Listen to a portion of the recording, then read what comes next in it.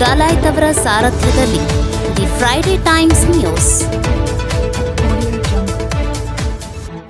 ಗದಗದಲ್ಲಿ ರಾಜ್ಯ ಸರ್ಕಾರದ ವಿರುದ್ಧ ವಾಗ್ದಾಳಿ ನಡೆಸಿದ ಲೋಕಸಭಾ ಸದಸ್ಯ ಮಾಜಿ ಸಿಎಂ ಜಗದೀಶ್ ಶೆಟ್ಟರ್ ರಾಜಕೀಯ ಲಾಭಕ್ಕಾಗಿ ಗ್ಯಾರಂಟಿ ಯೋಜನೆ ಜಾರಿಗೆ ತಂದಿದ್ದಾರೆ ಎಂದು ಸಂಸದ ಜಗದೀಶ್ ಶೆಟ್ಟರ್ ಅವರು ಸರ್ಕಾರದ ವಿರುದ್ಧ ವಾಗ್ದಾಳಿ ನಡೆಸಿದರು.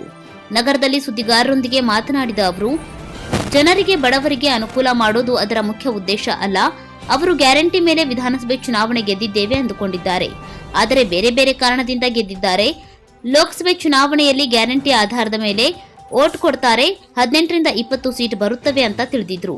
ಲೋಕಸಭೆ ಚುನಾವಣೆ ನಿರ್ಧಾರ ಆಗೋದು ರಾಷ್ಟ್ರೀಯ ವಿಚಾರಧಾರೆ, ರಾಷ್ಟ್ರೀಯತೆ ಮೇಲೆ ನಡೆಯುವ ಚುನಾವಣೆ. ದೇಶದ ಭವಿಷ್ಯದ ದೃಷ್ಟಿಯಿಂದ ಯಾರು ಚುಕ್ಕಾಣಿ ಹಿಡಿದರೆ ದೇಶಕ್ಕೆ ಒಳ್ಳೆಯದು ಅನ್ನುವ ಆಧಾರದ ಮೇಲೆ ಜನ ವೋಟ್ ಹಾಕ್ತಾರೆ ಎಂದರು. ಗ್ಯಾರಂಟಿ ಯೋಜನೆ ನಿಲ್ಲಿಸಿ ಬಿಡಿ, ಯಾವುದೇ ಅನುದಾನ ಇಲ್ಲ ಎಂದು ಕಾಂಗ್ರೆಸ್ ಶಾಸಕರೇ ಟೀಕೆ ಮಾಡಲು ಶುರು ಮಾಡಿದ್ದಾರೆ. ಗ್ಯಾರಂಟಿ ಅನುಷ್ಠಾನ ಆದ ಮೇಲೆ ರಾಜ್ಯದ ಖಜಾನೆ ಖಾಲಿಯಾಗಿದೆ. ಸರ್ಕಾರಕ್ಕೆ ನೌಕರರಿಗೆ ಸಂಬಳ ಕೊಡಲು ಆಗದ ಪರಿಸ್ಥಿತಿ ನಿರ್ಮಾಣ ಆಗುತ್ತಿದೆ. ಡೀಸೆಲ್ ಮತ್ತು ಪೆಟ್ರೋಲ್ ದರ ಏರಿಕೆ ಮಾಡುವ ಮೂಲಕ ಬಡ ಮಧ್ಯಮ ವರ್ಗದ ಜನರ ಮೇಲೆ ಹೊಡೆತ ಕೊಡುವ ಕೆಲಸ ಸಿದ್ದರಾಮಯ್ಯ ಮಾಡುತ್ತಿದ್ದಾರೆ. ಇದನ್ನ ಅವರು ಕೊಡಬಾರದಾಗಿತ್ತು. ಗ್ಯಾರಂಟಿ ಒಂದು ಕಡೆ ಕೊಟ್ಟಂಗೆ ಮಾಡೋದು, ಇನ್ನೊಂದು ಕಡೆ ವಸೂಲಿ ಮಾಡೋದಕ್ಕೆ ಜನರು ಬಹಳ ರೋಸಿ ಹೋಗಿದ್ದಾರೆ.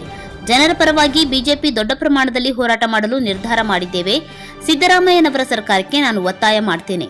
ಈ ರೀತಿ ಬೆಲೆ ಏರಿಕೆ ಮಾಡುವ ಮೂಲಕ ಗ್ಯಾರಂಟಿ ಯೋಜನೆ ಜಾರಿಗೆ ಮಾಡುವ ಮೂಲಕ ಇಡೀ ರಾಜ್ಯದ ಸ್ಥಿತಿ ಅಧೋಗತಿಗೆ ಹೋಗುತ್ತಿದೆ. ಬರುವಂತಹ ದಿನಗಳಲ್ಲಿ ನೀವು ಆಡಳಿತ ಮಾಡಲು ಸಾಧ್ಯವಿಲ್ಲ. ಬೆಲೆ ಏರಿಕೆ ಅನ್ನೋದು ಬಡವರ ಮಧ್ಯಮ ವರ್ಗದವರ ಮೇಲೆ ದೊಡ್ಡ ಹೊಡೆತ ಕೊಟ್ಟಿದ್ದಾರೆ. ತಕ್ಷಣದಿಂದ ವಾಪಸ್ ಪಡೆಯಬೇಕು ಎಂದು ಒತ್ತಾಯ ಮಾಡುತ್ತೇನೆ ಎಂದು ಸಂಸದ ಜಗದೀಶ್ ಶೆಟ್ಟರ್ ಅವರು ಹೇಳಿದರು. ನಂತರ ನಗರದಲ್ಲಿರೋ ಜಗದ್ಗುರು ತೋಂಟದಾರ್ಯ ಮಠಕ್ಕೆ ಭೇಟಿ ನೀಡಿ ಲಿಂಗೈಕ್ಯ ಡಾ ತೋಂಟದ ಸಿದ್ದಲಿಂಗ ಶ್ರೀಗಳ ಗದ್ದುಗೆ ದರ್ಶನ ಪಡೆದು ಡಾ ತೋಂಟದ ಸಿದ್ದರಾಮ ಶ್ರೀಗಳನ್ನ ಭೇಟಿ ಮಾಡಿ ಅವರ ಆಶೀರ್ವಾದ ಪಡೆದುಕೊಂಡರು. ಈ ಸಂದರ್ಭದಲ್ಲಿ ಬಿಜೆಪಿ ಗದಗ ಜಿಲ್ಲಾಧ್ಯಕ್ಷ ರಾಜು ಕುರುಡ್ಗಿ, ಮುಖಂಡರಾದ ಎಂಎಸ್ ಕರಿಗೌಡರು ಸೇರಿದಂತೆ ಬಿಜೆಪಿ ಮುಖಂಡರು, ಕಾರ್ಯಕರ್ತರು ಉಪಸ್ಥಿತರಿದ್ದರು. ಈ ಸಂದರ್ಭದಲ್ಲಿ ಬಿಜೆಪಿ ಗದಗ ಜಿಲ್ಲಾಧ್ಯಕ್ಷ ರಾಜು ಕುರುಡ್ಗಿ, ಮುಖಂಡರಾದ ಎಂಎಸ್ ಕರಿಗೌಡರು ಸೇರಿದಂತೆ ಇನ್ನೂ ಅನೇಕ ಬಿಜೆಪಿ ಮುಖಂಡರು, ಕಾರ್ಯಕರ್ತರು ಜಗದೀಶ್ ಶೆಟ್ಟರ್ ಅವರಿಗೆ ಸಾಥ್ ನೀಡಿದರು.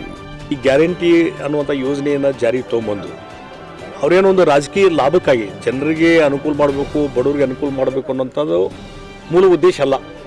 ಅದರಿಂದ ರಾಜಕೀಯ ಲಾಭ ಮಾಡ್ಕೋಬೇಕು. ಚುನಾವಣೆ ಮುಂಚೆ ಮಾಡಿಕೊಂಡ್ರು. ನಾವು ಇಲೆಕ್ಷನ್ದಲ್ಲಿ ಅಸೆಂಬ್ಲಿ ಇಲೆಕ್ಷನ್ ಗೆದ್ದು ಬಂದಿವಿ ಅಂತ ಅದ್ರ ಮೇಲೆ ತಿಳ್ಕೊಂಡಿದ್ದಾರೆ ಅವರು. ಹಾಗೇನಿಲ್ಲ, ಅದು ಬೇರೆ ಬೇರೆ ಕಾಣಿಸ್ಲಾಗ ಗೆದ್ದಿದ್ದಾರೆ ಅವರು. ಮತ್ತು ಅದಾದಮೇಲೆ ಈಗ ಲೋಕಸಭಾ ಚುನಾವಣೆಯಲ್ಲಿ ಇದೇ ಗ್ಯಾರಂಟಿ ಆಧಾರದ ಮೇಲೆ ಜನ ನಮಗೆ ವೋಟ್ ಕೊಡ್ತಾರೆ, ನಮ್ಮ ಒಂದು 18-20 ಸೀಟ್ ಬರ್ತಾವೆ ಲೋಕಸಭಾದ್ದು ಅಂತ ತಿಳ್ಕೊಂಡಿದ್ರು.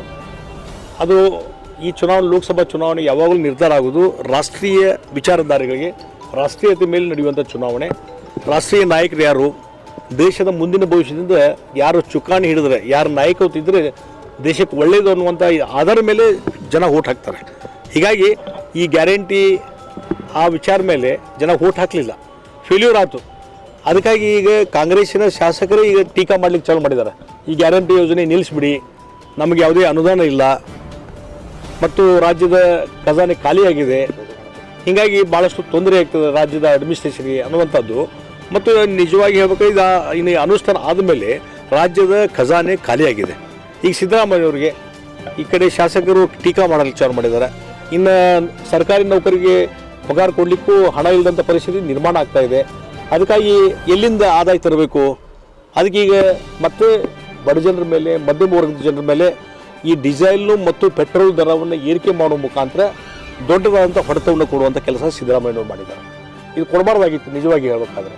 ಈಗ ಒಂದು ಕಡೆ ನೀವು ಕೊಟ್ಟಾಗ ಮಾಡೋದು ಈ ಗ್ಯಾರಂಟಿ, ಮತ್ತು ಈ ಕಡೆ ವಸೂಲಿ ಮಾಡುವಂಥದ್ದು ಇದು ನಡೀತಿದಲ್ಲ, ಇದು ಜನರಲ್ಲಿ ಭಾಳ ರೋಷ್ ಹೋಗಿದ್ದಾರೆ. ಭಾರತೀಯ ಜನತಾ ಪಾರ್ಟಿ ಈಗಾಗಲೇ ಅದನ್ನು ದೊಡ್ಡ ಪ್ರಮಾಣದಲ್ಲಿ ಹೋರಾಟ ಜನರ ಪರವಾಗಿ ಮಾಡಲಿಕ್ಕೆ ನಿರ್ಧಾರ ಮಾಡಿದ್ದೇವೆ. ನಾನು ಸಿದ್ದರಾಮಯ್ಯನವ್ರ ಸರ್ಕಾರಕ್ಕೆ ನಾವು ಒಂದೇ ಒತ್ತಾಯ ಮಾಡುವಂಥದ್ದು, ಈ ರೀತಿ ಬೆಲೆ ಏರಿಕೆ ಮಾಡುವ ಮುಖಾಂತರ ಮತ್ತು ಈ ಇದೇ ಆದಾದ ಮೇಲೆ ಈ ಒಂದು ಗ್ಯಾರಂಟಿ ಯೋಜನೆ ಜಾರಿ ಮಾಡುವ ಮುಖಾಂತರ ಇಡೀ ರಾಜ್ಯದ ಸ್ಥಿತಿ ಅಧೋಗತಿಗೆ ಹೋಗ್ತದೆ ಮತ್ತು ಫೈನಾನ್ಷಿಯಲ್ ಪೊಸಿಷನ್ ಭಾಳ ಹದಗೆಟ್ಟು ಹೋಗ್ತದೆ. ಬರುವಂಥ ದಿವಸಗಳಲ್ಲಿ ನೀವು ಆಡಳಿತ ಮಾಡಲಿಕ್ಕೂ ಸಾಧ್ಯ ಇಲ್ಲ. ಅದಕ್ಕಾಗಿ ಈ ಬೆಲೆ ಏರಿಕೆ ಅನ್ನುವಂಥದ್ದು ಇದು ಬಡವರ ಮೇಲೆ, ಮಧ್ಯಮ ವರ್ಗದ ಮೇಲೆ ದೊಡ್ಡ ಹೊಡೆತ ಕೊಟ್ಟಿದ್ದೀರಿ. ಇನ್ನು ಇಮಿಡಿಯೇಟ್ಲಿ ವಾಪಸ್ ತೆಗೆದುಕೊಳ್ಬೇಕಂತ ಒತ್ತಾಯವನ್ನು ಮಾಡ್ತೀನಿ. ಇದು ಮಾಡದಿದ್ರೆ ಜನ ದಂಗೆ. Friday times news Gadag.